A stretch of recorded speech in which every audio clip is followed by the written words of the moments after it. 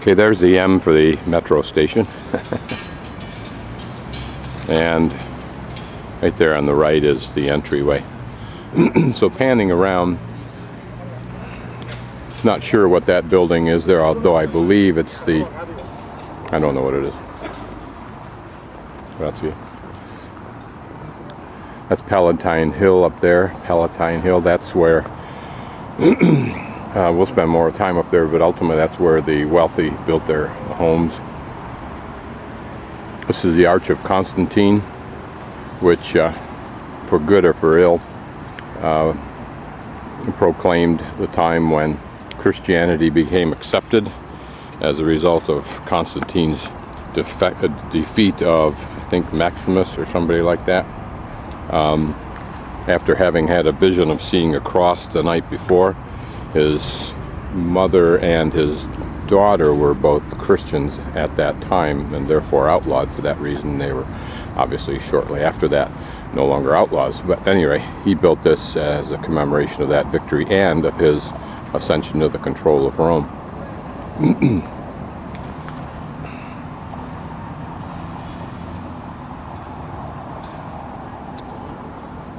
And this, of course, is what's left of the Colosseum after most of it has been stripped clean over the centuries by Romans, building other buildings. One can only imagine, or look at the movie Gladiator, to get a hint of what this must have looked like.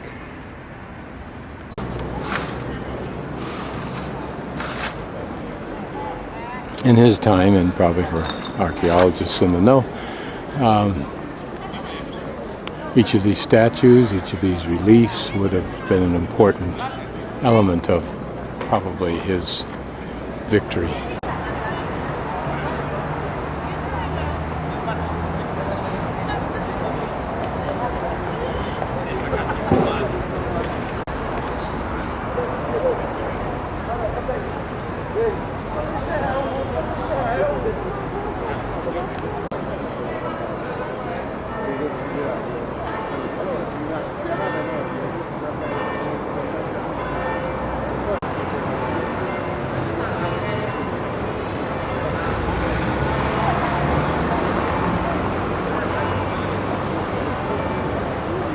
Another exterior view of the hacked up remains of the Colosseum.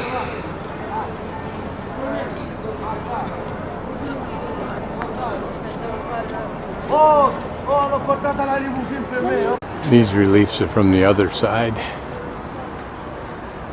closest to the Colosseum. And I'm taking pictures of each of these in case I see them in a book. I'll be able to refer back to them.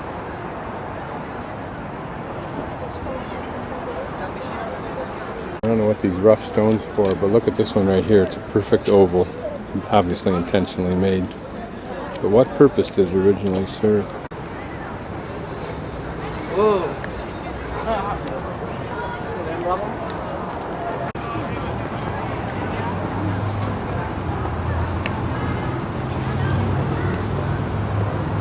There's a bridal couple come to add some more panache to their experience. I'm going to the left on Via de San Gregorio to the Palatine. I've just entered the Palatine and I'm just panning this lower portion. We'll climb up to the top shortly, but this originally was ancient Rome's poshest neighborhoods.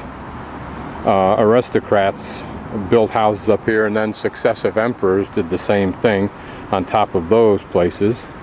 After Rome's fall, the Palatine fell into disrepair, and in the Middle Ages, churches and castles were built over the ruins. And then in the Renaissance, the wealthy families built gardens up here. For some curious reason, they did not build homes.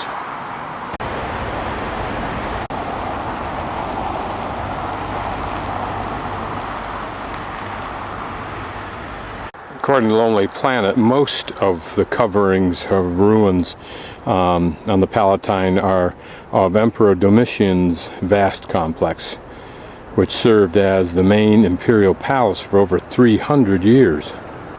Now this section right here that's covered up Doesn't say what it is. Apparently is protected in order to preserve the colorings on the wall.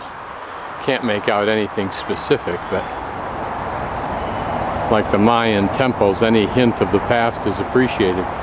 What that hole is anybody's guess. Maybe it was a conduit for water, don't know. Always guessing. As we walk up the hill en route to the top, a little pan of the arch and the Colosseum. And someone witticized, and this may be an example of it, Rome wasn't built in a day, it just looks that way. From an archaeologist's viewpoint, it's perhaps a nightmare of vast proportions of work to be done or job security. The hordes are beginning to grow, but nothing like it would be if this were summertime. These to me are the pines of Rome. It's possible that the poplar tree is that, but these are the ones in my mind. And to illustrate, here's a current excavation project. Don't know what it's of.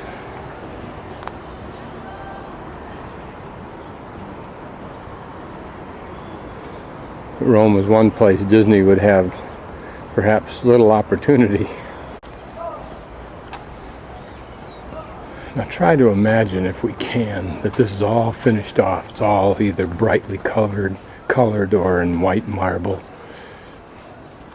People walking about doing their lives in whatever Romans wore, presumably togas. Little vestiges.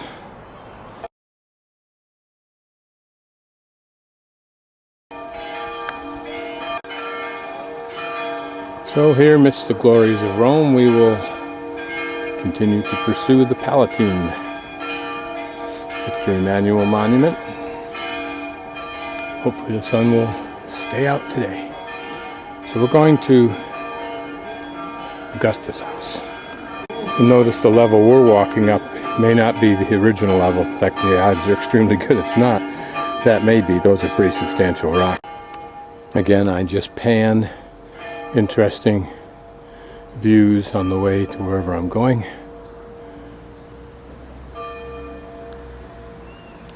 More perhaps of the original road.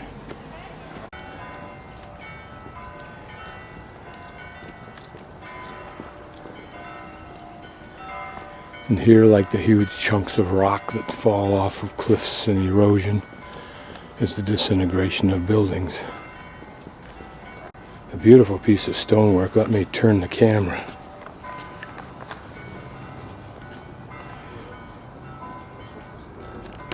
Here you get an idea of what those holes in the wall are often for. If not for supports for stairways and balconies, oftentimes they just hold pieces of carved work, stone.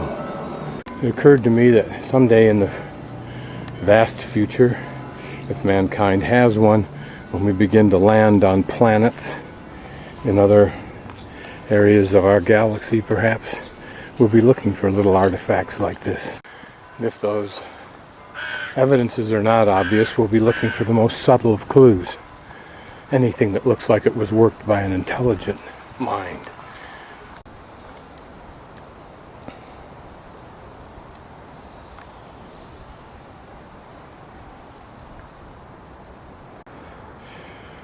Videoing this chunk of Palatine and this long, high vertical wall chunk, I'm reminded of standing in Arches National Park at the very end of the longest trail at what was called the Dark Lady, and it was just a stone obelisk, unnatural.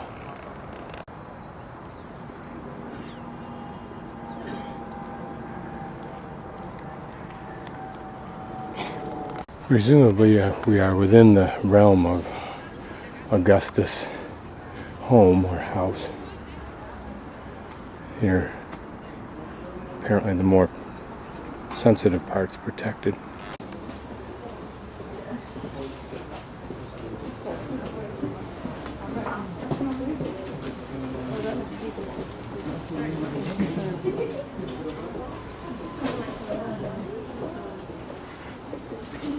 Looks like it's all made out of mud brick. Apparently over there's some little snippets of original tile work.